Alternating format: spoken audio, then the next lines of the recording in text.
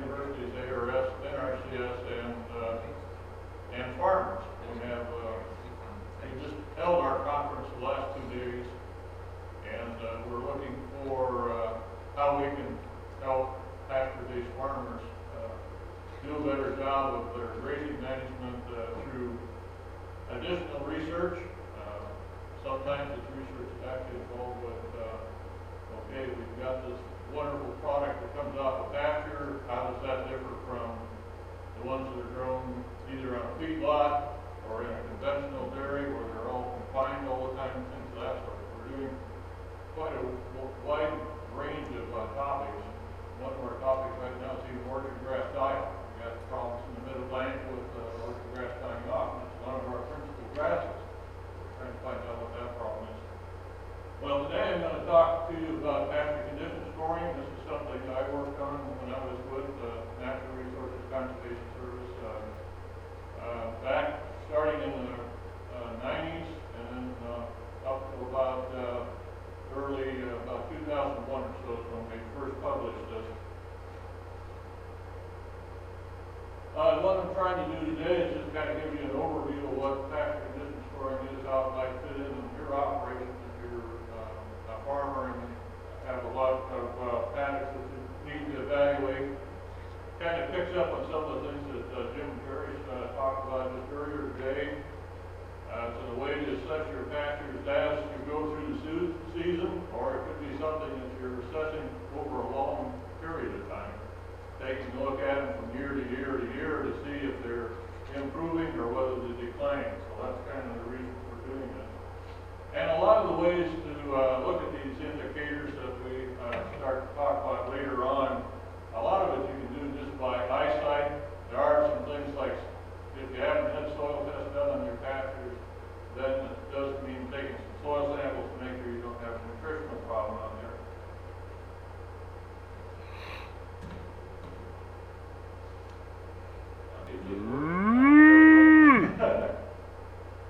This is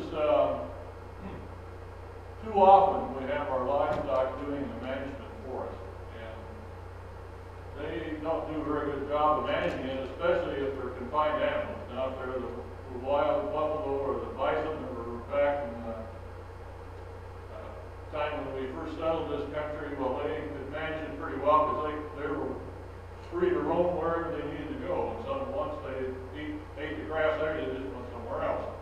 And here in the east, they did the same thing as what the buffalo did in the Great Plains. They started in New York in the spring, coming up from there, they would be there in the summer months. And as fall started to continue, they'd start headed south. They go through Pennsylvania, and down through Virginia and West Virginia, all the way down into Georgia. So they were doing the same thing that the Great Plains buffalo was doing. So there's kind of an interesting sidelight of that. And that's why they all disappeared. They started eating all the farmers' haystacks. All that hay that they had put up, all by hand, they'd come in and demolish the haystack and be gone and go to the next haystack a little bit further south. So that's why they ended up, they eradicated them basically. Well, what is the thing we're going to try to do with monitoring pastures? One thing, record keeping is always a good thing because that gives you an idea of where you are, where you're headed, and things of that sort. It gives you a way to look back and see how things were when you first started some new practice. This initial inventory is always a good base to build on.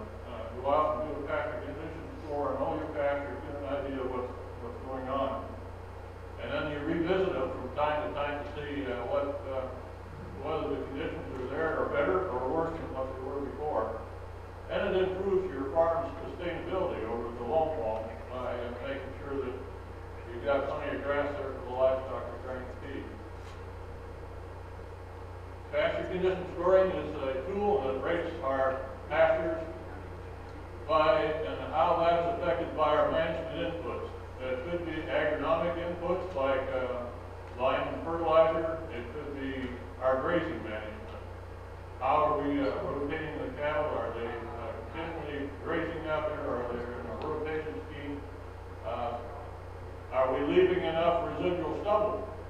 Are we waiting long enough to have plenty of grass there so that when they go in, we haven't hurt that carbohydrate reserve that Jim was talking about earlier. And it's designed basically for use by farmers or private consultants or public agency personnel. Now, there's a caveat there. You have to know your grass species, your lichen species, and things of that sort. So if you don't have a real good handle, and that's the first good thing to learn is what you're looking at out there. Because the biggest thing about pastures is that we got a lot of legacy forage crops that the extension agents and even a lot of our NRCS personnel are not familiar with. They were brought in by the early settlers. They weren't the best grasses in the world, but they hung on. And things like sweet burnal grass, there's notes and red pop and things of that sort. Back in the early part of the 20th century, those were still grasses that people talked about in forage agronomy circles. We don't talk about any of those much anymore because they just weren't that good to begin with, but they're out there in the pastures.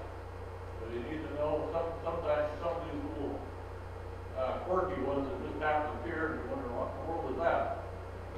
Sweet myrtle grass, just like sweet clover, it's got a nice sweet odor to it. It smells like vanilla, but it's got the same problem that sweet clover's got. It's got coumarin in it, so most livestock will avoid it.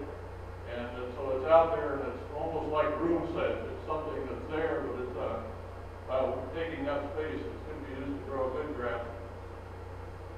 So our purposes are to evaluate current productivity of the pasture and whether the soil, the water, and everything that's out in that pasture, whether it's a live stream or something like that, how is that being impacted by grazing? And then identify these weaknesses that we might have in our pasture management, whether it be our grazing management or whether there's some agronomic practices that could help strengthen our management. So the definition is the status of the vegetative cover. We spend a lot of time looking at the vegetation to ascertain whether it's doing well or not, whether it's the right composition, whether we got Jim was also talking about with different functional groups. Do we have legumes? Do we have the right kind of grasses? Do we have a mix of both warm and cool season grasses? That's a little harder to do in this climate here. We tend to be pretty much cool season based, but later in the summer, as we get onto some of these older fields, a lot of times there will be big blue stem, Indian grass, switchgrass, a number of them out there. I've seen that, especially in some of the old hay fields. You get up in the higher elevations in the mountain sun, where guys are still making haystacks yet, which I always thought was pretty cool. So we're also looking at what is the best condition we can get that pasture into. Now it does, of course, depend on our soils a lot. If they're stony and rocky, shallow type soils, we can only expect so much out of them, but there is a place where you can get them in the best condition you can for the type of resource you're working with. Now, ideal management means that in a pasture setting versus a range setting, that we're also looking at grazing management plus agronomic measures and practices that we can do to make that pasture better. We got a soil that's deficient in phosphorus or deficient in potassium. That can be a real big problem with trying to grow some of our cool season grasses, and especially with legumes. You do need that, and those inputs have to be managed to try to keep a desired plant community. And that's where pasture also differs from range. When we have created pastures, we have basically created what I would call an artificial plant community. And if we go out there and we only plant one species or we plant two species, that's not the way pastures typically evolve over time. They get much more species diverse if we kind of let them do their own thing and we watch them real close and manage them well. So the species mixture that's considered ideal is sometimes might be in the agronomist of mine that it'd only be one grass and one legume. Well, that's not really ideal in a pasture setting. We want more things out there, a few forbs, even if it's dandelions. Dandelions actually are pretty decent forage, so it's not that bad to have some of these things that we ordinarily consider weeds. If the cows and the sheep eat them, they're a forage. They're not necessarily weeds.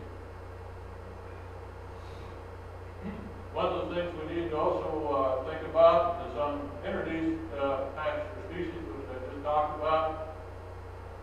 Generally, it's a diverse mixture, but your basic components is a good strong grass and at least one, or if not two or three legumes out there as well. There usually will be one grass that's very dominant based on your grazing management. You'll have other ones out there. For instance, like Pasture may have an association with orchard grass, maybe quite a bit of Kentucky bluegrass in there as well.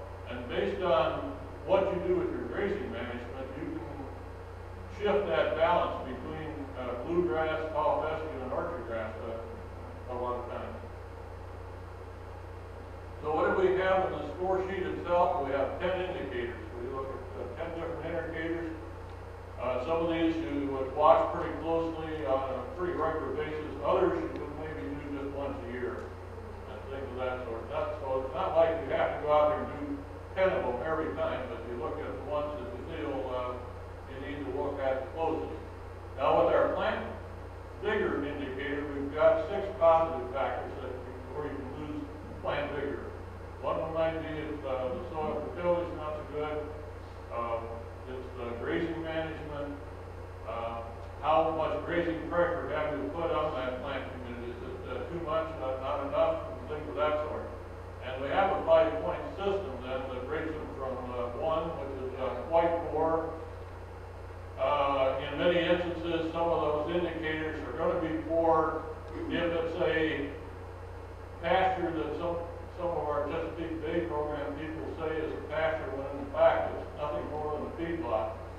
There may be some grass growing out there, but by and large, all that feed that animals are eating, especially with dairy cows, a lot of times is TMR, maybe silage, maybe dry hay, a whole bunch of other things are out there in that pasture, and they don't really get that much out of the pasture itself. As a matter of fact, that's pretty well beaten down.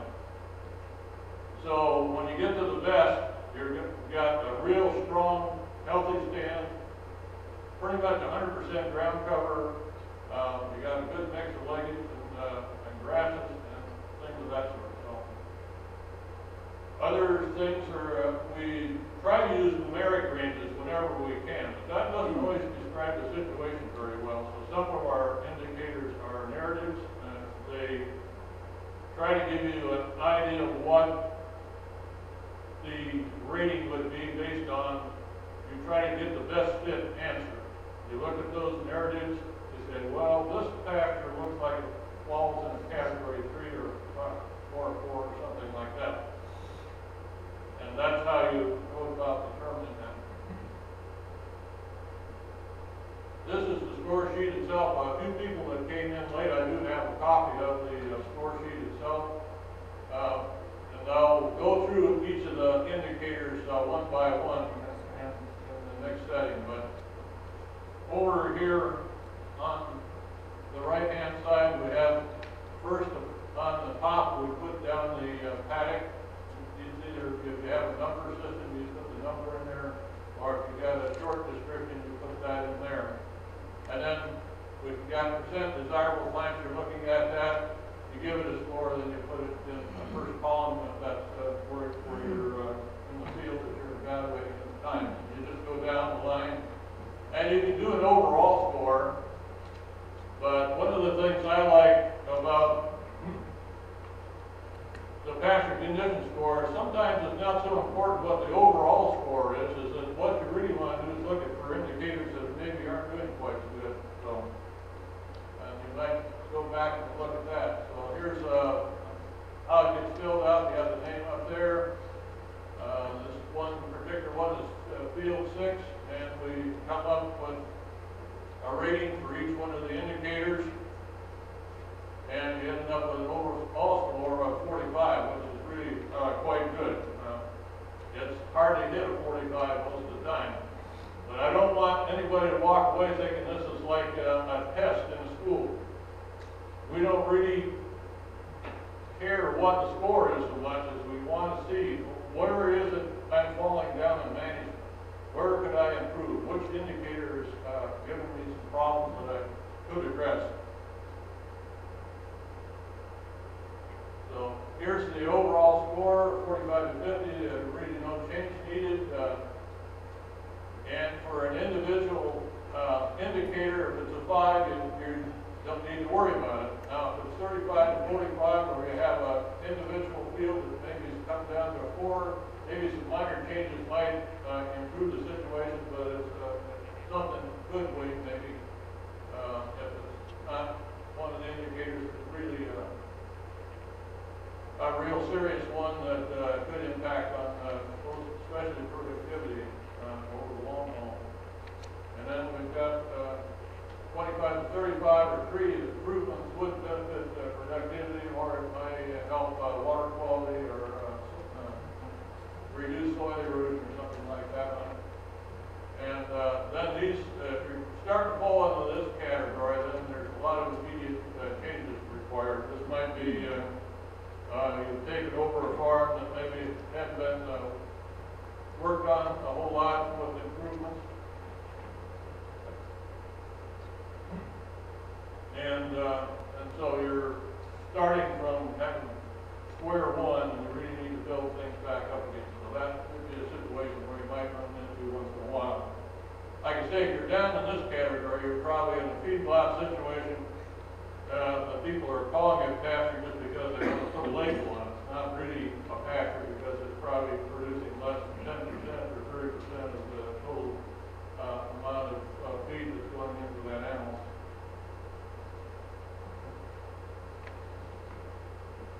So here's one indicator. It's a percent legume. This is one of the ones typically that doesn't quite meet up to our the ideal situation. It gets rated a 3. Improvements can be benefit productivity. That's either them trying to overseed, cross-correct seeds and legumes in that can thicken up the stand. Maybe it's your grazing management. Maybe graze a little bit lower, so that the legumes have the sunlight that they can come up through in between the grasses. So that's another thing that happen there. 45 is an excellent score, like I said before. No changes really needed at this time. And even if you rate between 35 and 45, most pastures are going to fall into that category. There might be some minor changes might be required, but it's not something that is going to really impact on things drastically on your farm operation. So the indicators that are less than ideal need to be analyzed by the producer. Yeah, an agency person can come out, or a grazing consultant, and things of that sort, but eventually it's up to the producer to decide, okay, I've got this one indicator, what do I need to do to make that one get a better score the next time I go out and look at that pasture. And it's really based on your production goals. If you've got some environmental goals, you've got a spot that's been a problem with soil erosion on it, maybe there's a lot of animal traffic, they're going through a narrow spot and they're trying to get to another part of the pasture. That could be something that you could work on to see what you can do to change that.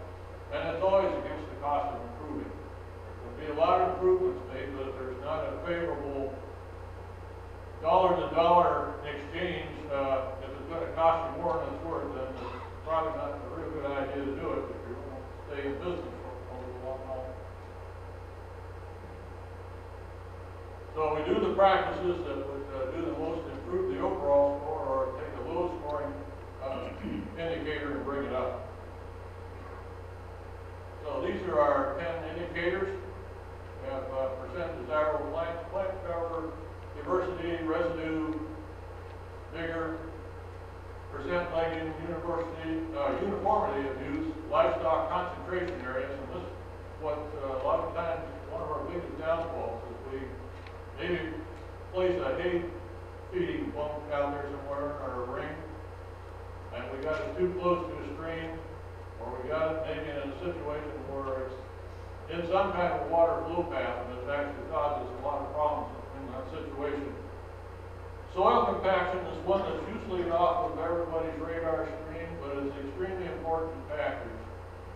And if the livestock are out there under all conditions, and you get some wet weather, and they're staying in a paddock for a very long period of time, for instance, be a sacrifice paddock or something like that, it's real easy to have some soil compaction problems. Rotational grazing versus continuous grazing, there's a big difference in soil compaction there, because when they have the opportunity to roam around a larger field, and they're going to different places for comfort. If it's the wind's cold and blowing, they'll go down in the valley and stay down someplace low. If it's a nice sunny day, they'll be up on the hillside, it's got a south exposure, and they're constantly moving about. But not because they're looking for something to eat sometimes, it doesn't matter, they want to get someplace where it's more comfortable. So they're doing a lot of that. The rotational paddock is too small. They can't just go off and wander someplace else. They have to stay there and eat the grass that's there, and maybe sometimes not be quite as comfortable as they might like to be. Okay, so percent desirable plants, we'll talk about that a little bit. One of the things that, again, pasture differs from range is that range are kind of, if you're on native rangeland, those are plants that are already adapted. We know they're adapted because they're there. Now, when we buy a bag of grass seed, put it out there, we don't really know. Is this really as well adapted as it could be to the site? So we have some problems sometimes with whether they're adapted to the soil or the climate. So that limits our choices from that standpoint. Most part, when we're talking about desirable plants in rangeland, we're talking about the ones that they eat readily, that are nutritious, and are going to be favored by the livestock because they're more palatable and things of that sort. So their rating for desirable really is pretty much oriented to the livestock, not so much the other things like adaptation to soil and climate. And what's their persistence? We have like dandelions, they're really strong in the spring. As soon as it starts to dry out, they're pretty much gone for the rest of the year. So they're not really that persistent. They're persistent in our minds because every year they're back out there again, but they're not throughout the whole growing season. They're not high yielding. Again, we're kind of biased towards the ones that are high yielding, but I would take a little bit of a caveat with that. There are plants like Pasture. If it's endophite infected, it grows really well, and you can get a lot of honey, but it also can be a problem from the standpoint of the endophite fungus. Meadow fescue yields a lot less. It has the endophite, but the endophite doesn't affect livestock performance. But again, you have to be a little careful. If you do get meadow fescue in the mountains, it would grow very well here in West Virginia. But it is a more northern latitude, colder climate type of plant. So if you go down to south side Virginia and try to grow it down there, it probably won't do so well. So those are all things you have to consider when you're getting your plants basically from the seed sack, or you're basically got plants that kind of naturalized and they're there. A lot of people call them native pasture, and we have a lot of bluegrass pastures, for instance, and Paul Pesky one of those. That's a native pasture. Well, it's a naturalized pasture. It's what started to grow there, took hold, and did quite well.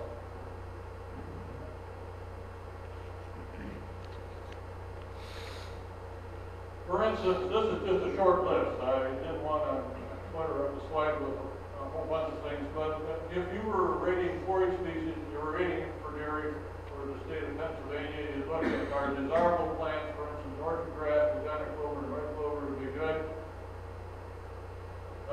If we look at the grasses as we go across the line, an intermediate one would be Kentucky bluegrass. It's extremely palatable. It's a really good forage grass, but it only has about half the production of orchard grass. So that's why it's kind of intermediate. It's a great grass for grazing, but it just doesn't have the production. Kentucky 31 called Pasture for dairy animals is almost like feeding them poison. For one thing, they don't really want to eat it, and so their amount of intake will drop off to the point they're going to lose milk production. Now with beef cattle, they would be more tolerant, and so you would set up another one for beef for your state or for your farm. What do you think are desirable grasses? What are the ones that you want to promote on your farm? And you might write a list of those, and then when you're out there looking at it, you have an idea of what is my percentage of desirable or intermediate plants that are out there, and how many of the ones that are undesirable do I have? And is there a way I can manage those so that I get more of what the ones I want and less of the ones I don't want?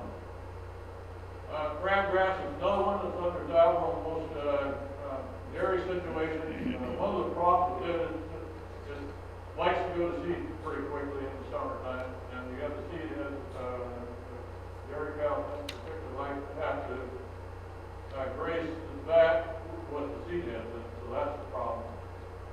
The dino clover is just a bigger clover of the white clover family. This is Dutch white clover, as a lot of people call it. It's a very diminutive white clover.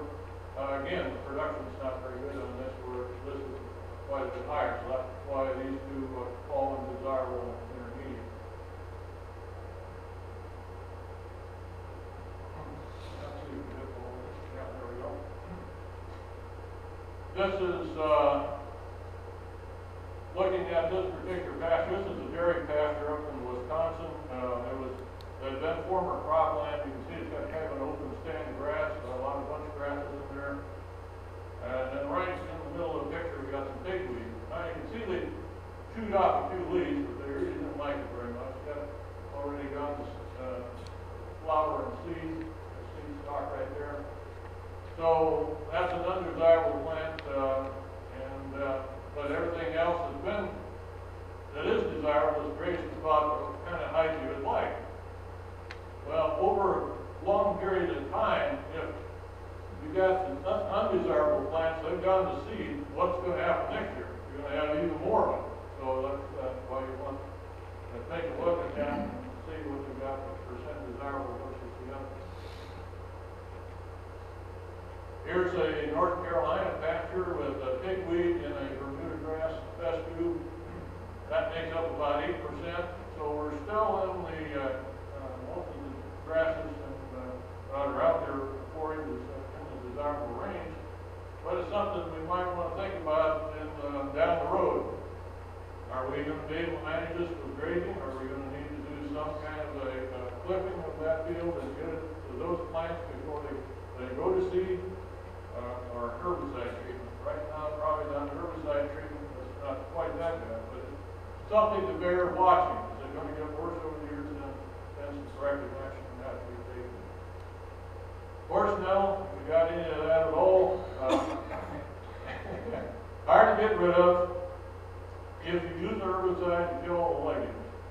So if there isn't any herbicides out there right now, they're just going to selectively kill this and leave your legumes alone. So that one's a bad one. You don't even want this to get started. You can keep this to the minimum and it's fine, or eliminate it altogether. In Wisconsin, northern Illinois, Iowa, and a lot of other places, we have a bad problem with Canadian thistle out there. They sometimes, if you're not real careful, these plants here in the foreground, once they've got the seed, it's too late. These can be mowed off. Kathy Both talks about getting animals to eat these while they're still standing. I prefer to cut them. Once they wilt a little bit, the cows eat them all. The thorns are deactivated more or less, and they'll eat these. So in this situation, you can actually get rid of them by mowing them early when they're first starting to flower. And if you keep at it, and with your grazing management, you can get rid of them. I've seen people who have been able to get livestock to eat thistle, but I don't know, I keep wondering what would happen if they got a thorn or two stuck in their tongue or something like that. Maybe it's tough enough it doesn't happen, or get it in their cheek or something like that. So I'm a little leery about trying to use those kind of plants. Using livestock to eat them up. But it's been done. Evidently not in too much trouble for doing so. Why did we look at stand density? Well, stand density is very important because the better stand we got, the more leaf area we have, the more photosynthesis takes place, so then we end up with a good production level. More rain and water enter the soil because we got it totally covered with a live vegetative material. The impact of the raindrop doesn't hit the ground, and it rolls off the leaf and then enters the soil. You get high animal intake because they're not having to search for the next blade of grass they're going to take because it's right there under their nose. Plant cover, we're looking at levels of anywhere from 95 to 100%. This is one of the areas where some people say, well, you know, really that's hard to detect. Why don't we have only 3 levels of going from 1, 2, and 3? We only have 3 levels. And then we can combine some of these. And yes, you could do that. But in most of our pasture situations, it's not really that difficult to distinguish this. If you look straight down through the canopy, and I would recommend doing this actually after you've just taken some cows off of the paddock and put them in another one, and look at that one that you just left. This is when you're going to be the hardest on yourself. Do I still have this kind of percentage, or do I drop more down to this level? Because if you've got kind of an open grass stand, you've got a series of bunch grasses, maybe not a whole lot of sod formers out there, then you will start to see little bare areas of soil. Maybe it's got some residue cover on it, but there's no live vegetative cover there. So some of these things are easier to determine than you might think. And I would recommend doing it right after they've left the paddock. That's going to be your worst situation unless you get into a drought situation where you're starting to run out of feed, and then things could open up some more.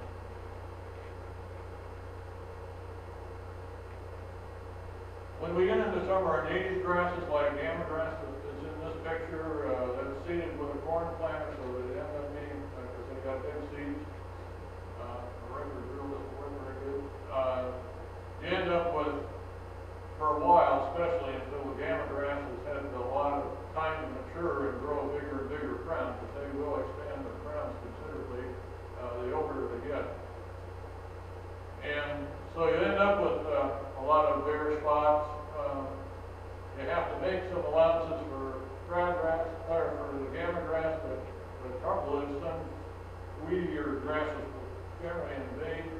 If it's southern crabgrass that grows from about southern Virginia on down into the southeast over to Texas and Oklahoma, that actually is pretty good forage. But our common crabgrass with the little fuzzy leaves on and stuff like that are really not terribly palatable, and so you're more likely to get that than you would be in the southern crabgrass, which is a nice hairless type of grass. It doesn't have the fuzz on it. Here's a pasture that continues to graze. This is in the Piedmont red clay soils of North Carolina. Here we've got cover is probably in the 50 to 70% range. It's definitely a lot of it's in the 70 and some areas of the field are right down there to about a 50% level. Plant diversity. Again, Jim touched on this a little bit this morning. And if we look at that, we want pastures that have moderate diversity.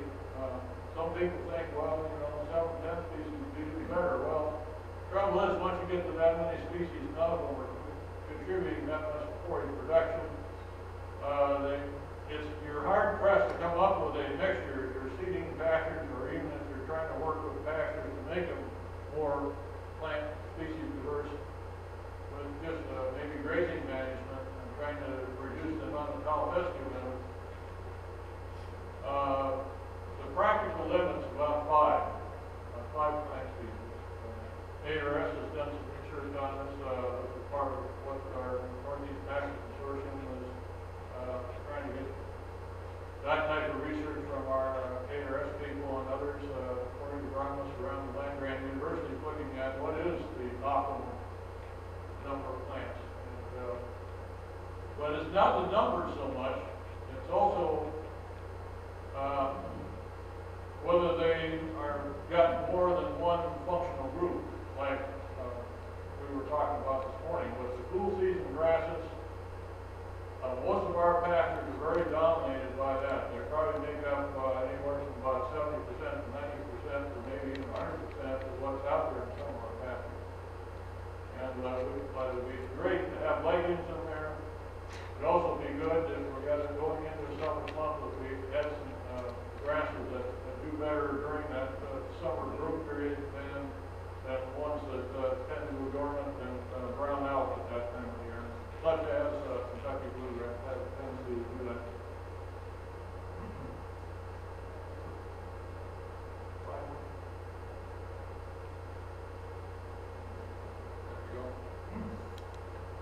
Okay, the plant diversity indicates a number of things. One thing, if you've got soils that are poor in phosphorus and potassium, maybe don't have a whole lot of nitrogen either because they don't have a lot of organic matter in them, you can have a very low diverse stand there because there's only going to be maybe one grass or one, maybe it's even a broadleaf core or something that can survive in that kind of a situation.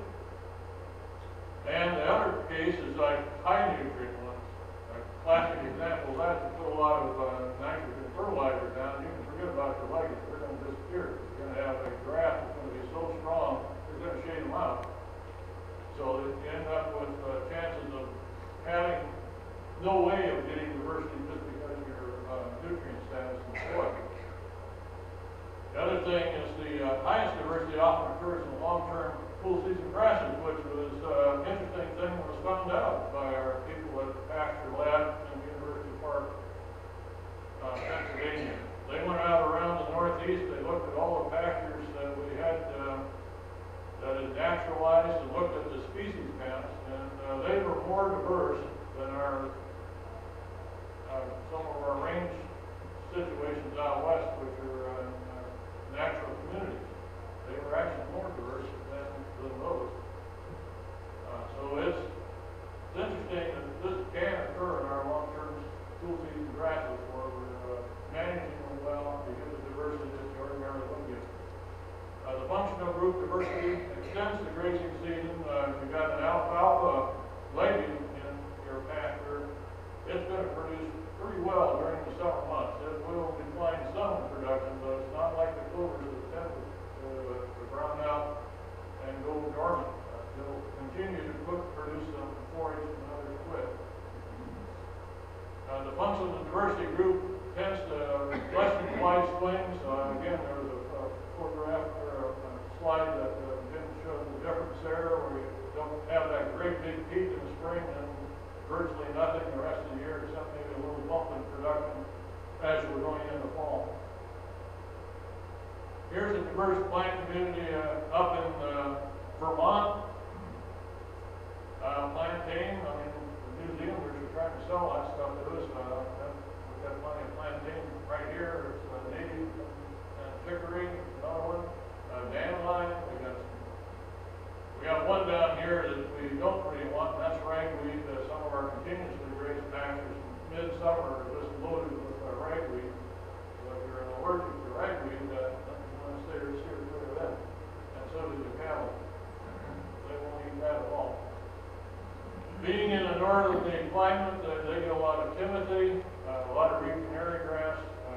Orchard grass kind of disappears because it's not really adapted to the climate there. So we got red clover, white clover. So we got a good mix of forbs, legumes, and cool season grasses in this thing.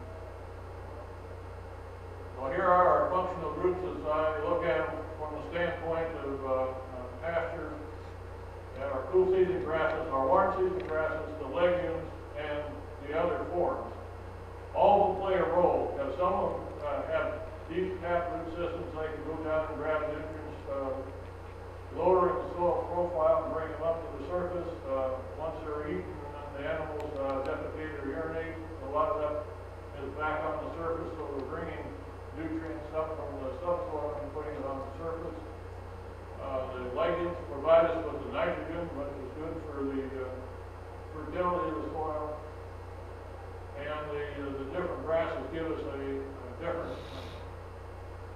growth period, so we can fill in the summer slumps, and the cool season grasses tend to go dormant or grow just at a very low rate.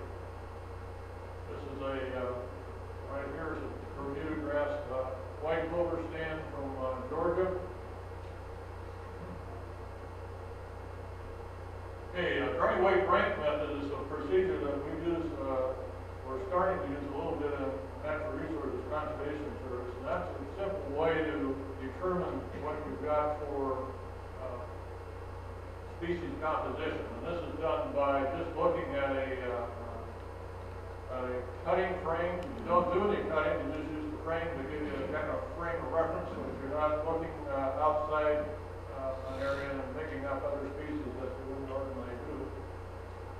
This is done in a paddock, 20 or 30 sample points, and get a pretty accurate reading. Otherwise, you can just do this by eyesight. The only problem is when you do that with legumes, you tend to think there's a lot more dry matter of legume out there than there really is. So you might be a little bit off just trying to do it by just looking across the field. And the best thing is to actually walk across the field, look straight down, and get an idea of what you've got for plant species composition. So if you start picking up seed heads, you're going to say, oh, that's all called Pasture. Well, better take a closer look. There's probably a lot of other things growing out there. That seed head is real tall. You can see that one and everything else. But there's actually a little Excel spreadsheet that will figure this stuff out for you. All you do is you rank. For each little frame that you look at, you rank the grass. Tall fescue here was very dominant. We gave it a rating of both 1 and 2. But there was a little bit of dandelion in there, so we gave that a score of 3. And this system was set up, started in England, went to New Zealand, and the New Zealanders really picked up on it big time and used it quite a bit. You notice in this particular field that we looked at, there were a lot of times that the tall fescue ranked number 1. But by the time you get the other spores in here, and orchard grass, there was a little bit of that in there, and quite a bit of bluegrass. It was ranked number 2 in quite a few different places. So we end up with, it's actually only 52% of that field is actually called fescue, but almost 30% of it is bluegrass.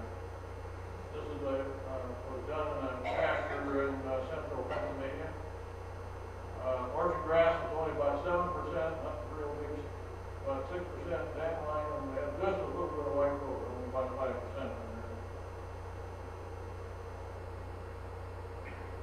So when we look at plant diversity, we actually, this is where we use a narrative sort of situation. We look at, if we have a field, if we have a very dominant forage species in there, it's greater than 75% of the dry matter that's being produced out there. And that's typical of a lot of our tall fescue pastures, is that they'll be extremely dominant. In other situations, we may have one where we've got 2 to 5 forages, and they make up greater than 70%, 75% of the weight. And those are situations where you got a cool season grass patch, you've got a lot of orchard grass, you've got tall fescue, you've got bluegrass, but they're all from the same functional group. So you don't gain a whole lot from a diversity standpoint if they're all just cool season grasses. So as you move up the line, then things start to change. You've got maybe 3 forage species that are greater than 20% of the dry matter.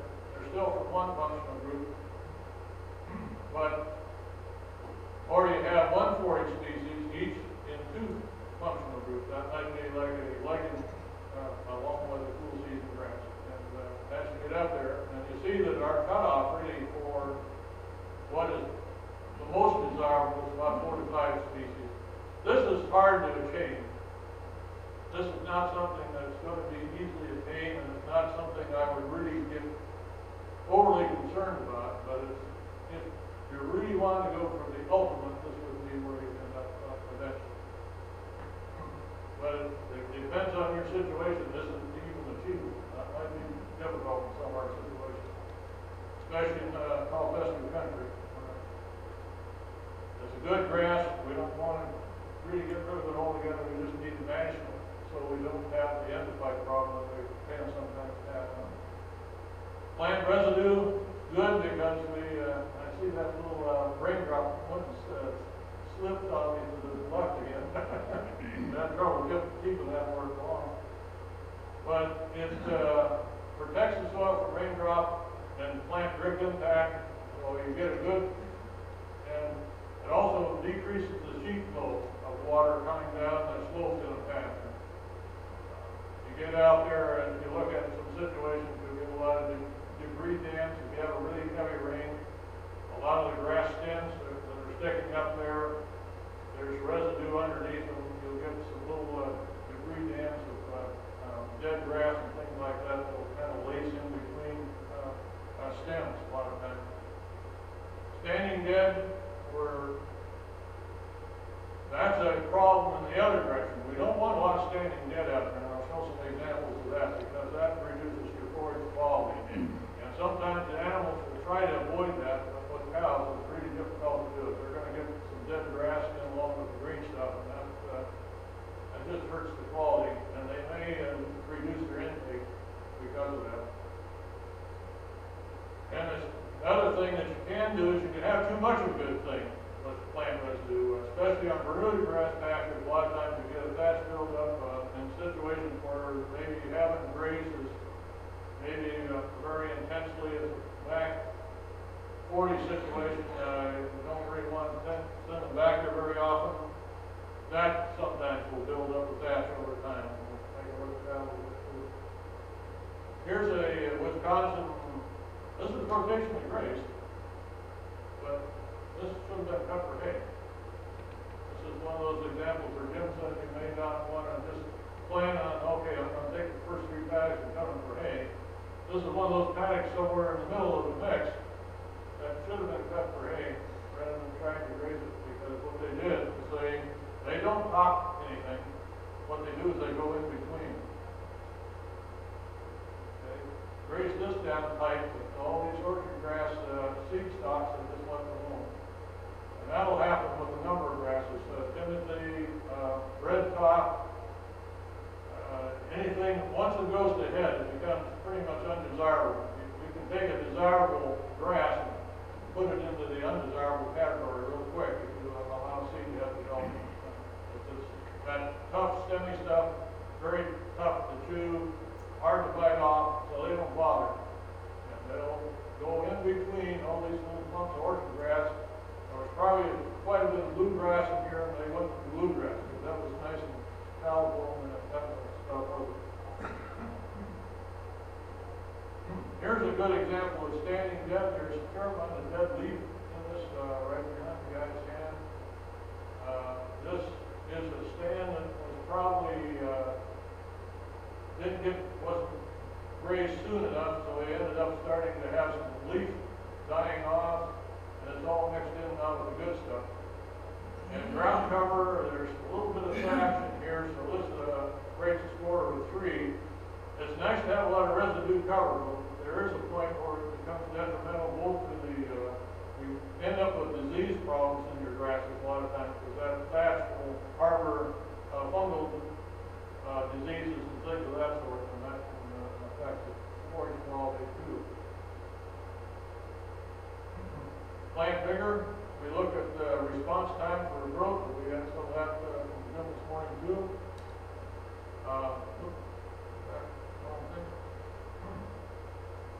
What's the greenness of it? A lot of our patches is quite easy to tell if your nitrogen deficient. Turgidity, if you're getting into a drought situation that's in wilting, the leaves start to roll in the grass. This is a situation where if we're starting to go into that type of situation, you better look down the road and how many paddocks do you have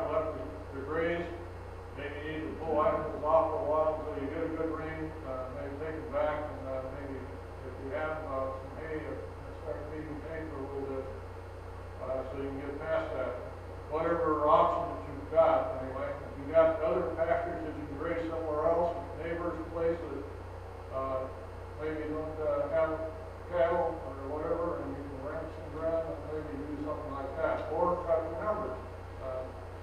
Maybe early weeding pad or something like that. That's the type of things, a lot of different things you can do. Another thing you can look at is are insect feeding on the stems, leaves and so forth. Alfalfa, for instance, you've got alfalfa weevil, quite apparent what the problem is there.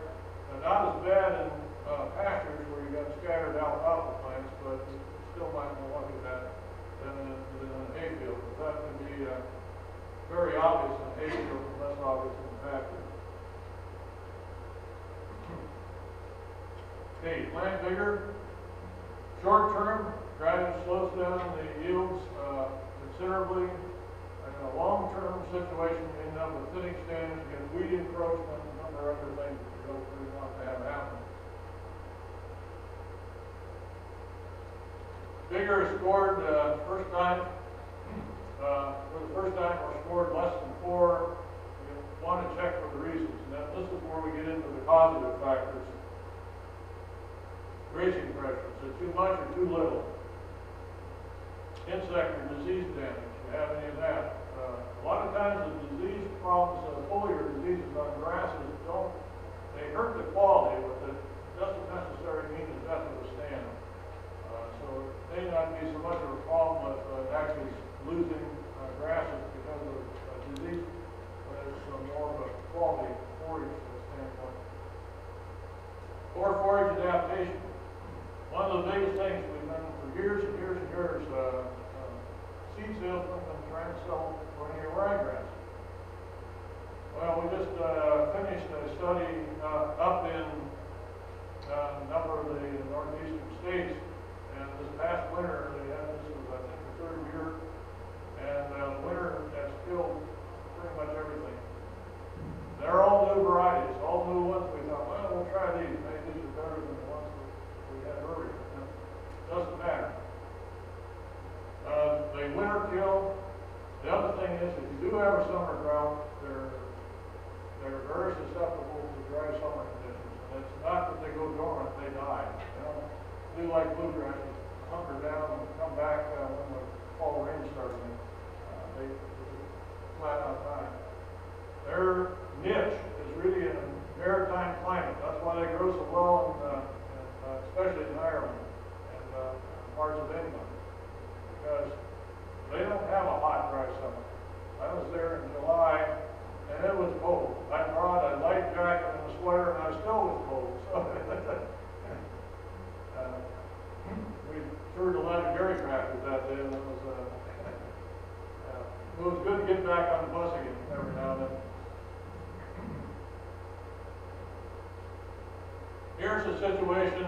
This is quite typical in pastures that are nitrogen deficient. You see the light green around the dung paths. Meantime, the dung paths, they're nice and green. I think that's all the nitrogen they need.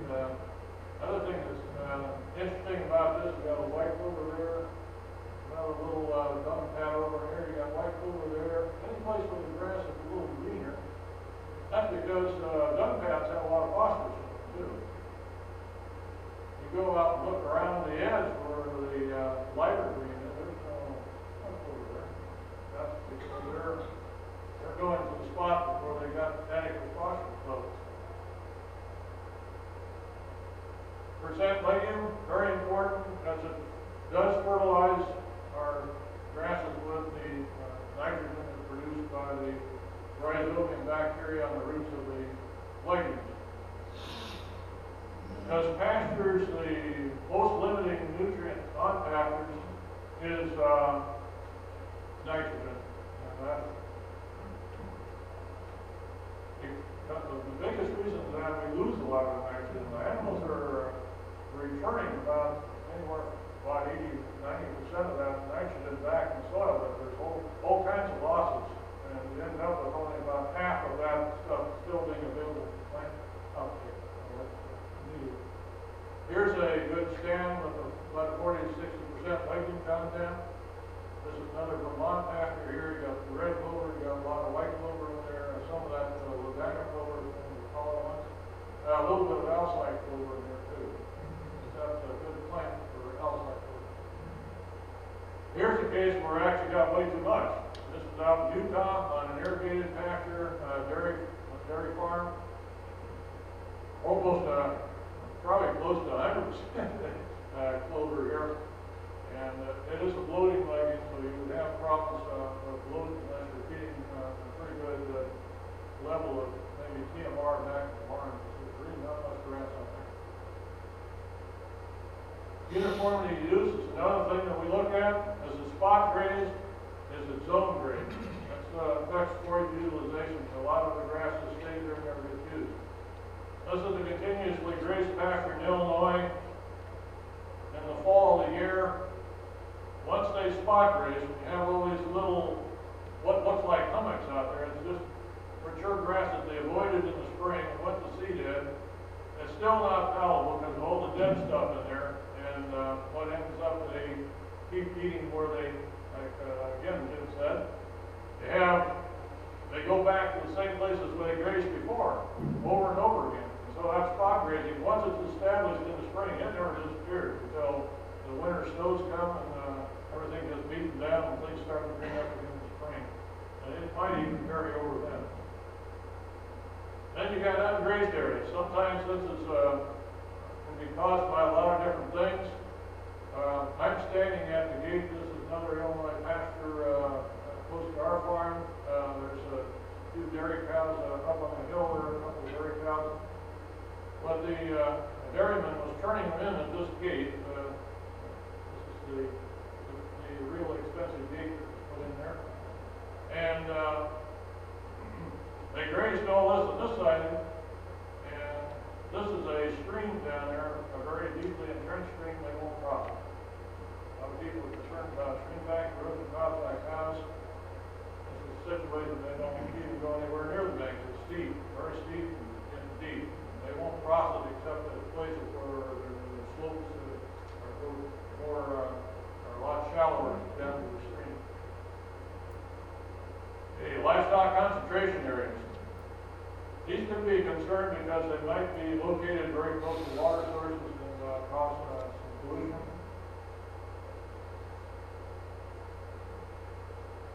Here's one, actually not too bad. It's hay bunk is pretty close to the stream, but they actually have a riparian buffer in there. But there's probably a whole bunch of biologists that are cringing right now because that's our reed canary grass, considered an invasive species, but we can't get anything better for stream bank protection than that. And so it's kind of a situation where we kind of have some arguments over whether reed canary grass is treated that bad. And in some pasture situations up on the upland area, reed canary grass is actually quite drought tolerant, even though it likes to wet soil. It'll be green when everything else dries out. And they are varieties that are alkaloid low. It does have an alkaloid problem with the native stuff versus what you get from seed companies. Soil compaction, area-wide compaction, usually in a pasture that has, of course, a lot of water runs off. And what happens in this situation with a lot of animal traffic, the soils get very compacted over time. Here's a case where this was a field that ended up being a sacrificed area, and you can see it's been plugged up pretty badly. The water's not soaking in just because the ground right underneath all those little pools is quite firm. I think there's enough water coming through there.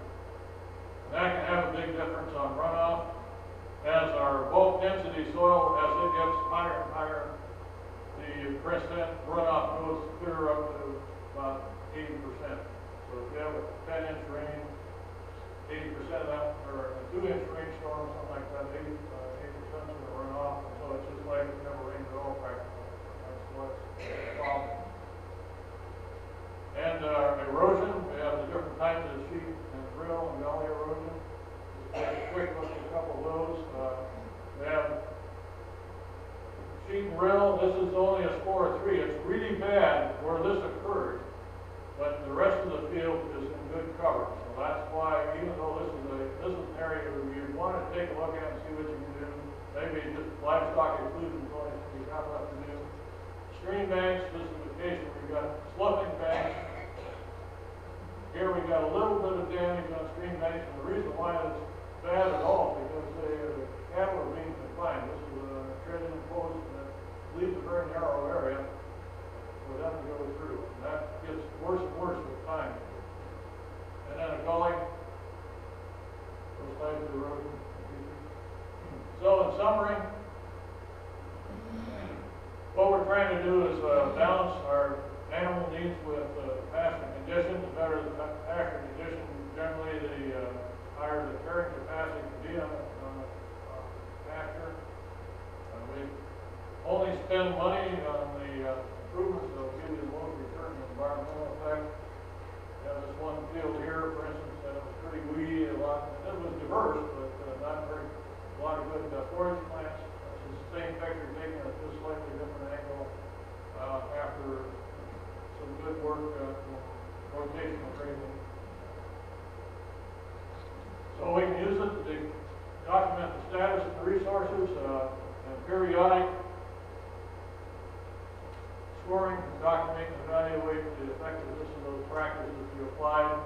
Keeps the land manager focused on all the indicators. That's the problem. A lot of times we look at a lot of these indicators just because for the farmers and our documents and things of that sort. But sometimes we miss some of the ones we can take a look at, like soil compaction.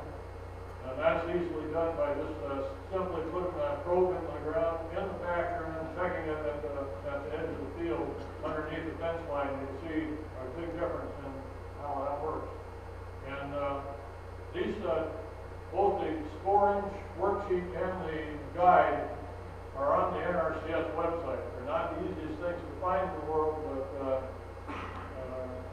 I do have a source for those, and you can go directly to the site. I have it listed here. It's a really long thing, so but if you want to get those, you've got jot them down later. I can do that for you. Okay, with that, I've run out of time, but maybe we can take a question or two before the break. Just got a couple of minutes after 11:30. On the pasture that was overgrown with orchard grass and stuff, you said maybe that's how much you pay. Would you be wise to just go in and clip it? Would that improve the use of it? Right, yeah. Yeah, if you, repeat the question? right.